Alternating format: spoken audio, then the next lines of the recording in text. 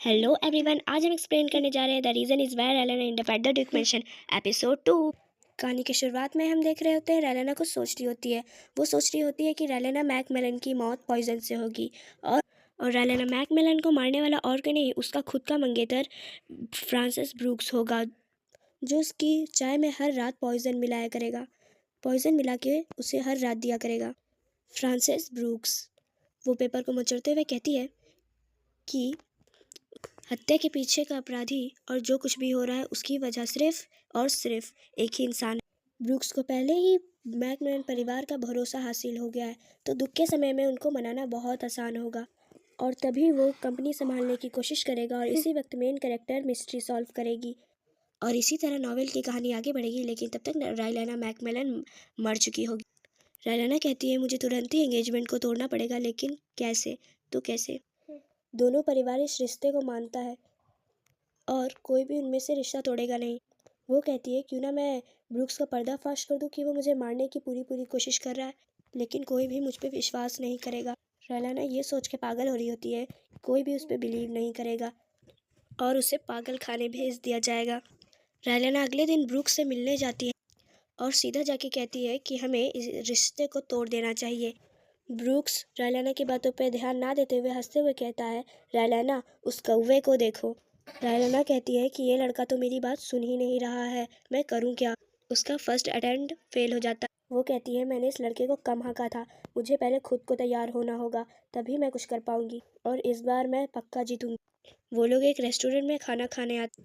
रेलेना जानकर ब्रूक्स के ऊपर सारा जूस गिरा देती है और कहती है सॉरी, कहती है कि मेरे हाथ से फिसल गया। ब्रूक्स स्माइल करते हुए कहता है कि कोई बात नहीं, कुछ नहीं होता।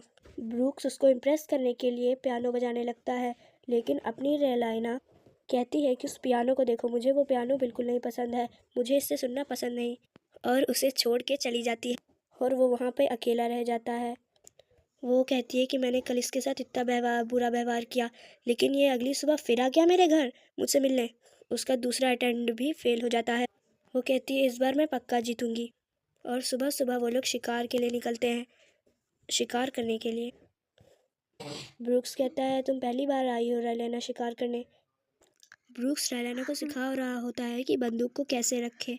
ब्रूक्स बस कह ही रहा होता है कि हंटिंग करना मेरे पापा का एक हॉबी है, लेकिन तभी हमारी रेलेना ब्रूक्स के ऊपर गन को पॉइंट करते हुए गन को चला देती है। बस वो बुलेट, गन की जो बुलेट थी वो ब्रूक्स के बगल पे पेड़ से जाके टकरा जाती है और ब्रूक्स के हक्के बक्के उड़ जाते हैं। वो कहती है कि मैं बंदूक चलाने में बहुत अनाड़ी हूँ, अब तो हम ब्रेकअप कर सकते हैं। जब अगला दिन होता है तभी कुछ पता चलता है रेलेना को। आज उनका कोई भी प्लान नहीं था, लेकिन तब भी ब्रूक्स उसके घर आया था। तो रेलेना पूछती है कि आप यहाँ क्यों आए हैं? आज हमारा कोई प्लान नहीं। ब्रूक्स कहता है लेकिन रेलेना हमारी सगाई हो गई है, आप ऐसे क्यों कर रही हैं? रिश्ते जितने गहरे रहेंगे उतना ही अच्छा रहेगा आपके लिए और हमारे लिए। रेलेना मुंह फेरते हुए कहती है यहाँ से चले जाइए आप, आपके लिए अच्छा होगा। लेकिन तभी ब्रूक्स उसका हाथ पकड़ लेता है। रेलेना शॉक हो जाती है। रेलेना चिल्लाते हुए कहती है कि ये तुम क्या कर रहे हो, मेरा हाथ छोड़ो।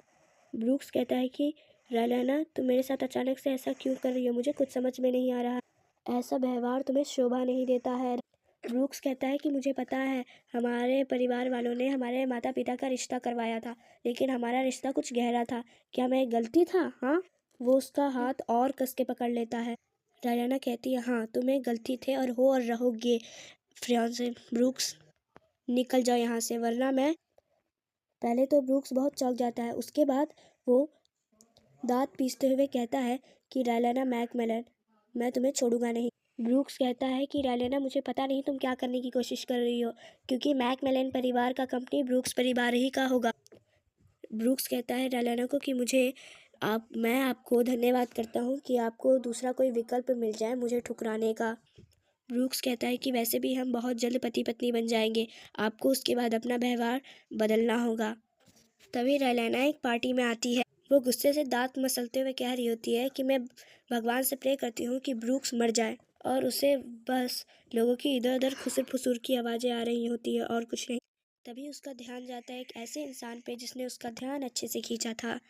वो देखती है वो और कोई नहीं, ये इंसान सबसे खास, ये और कोई नहीं, हमारे कहानी का मेन कैरेक्टर नोआ वॉल्टन। तो गाइस एपिसोड 2 यहीं पर ख़त्म होता है।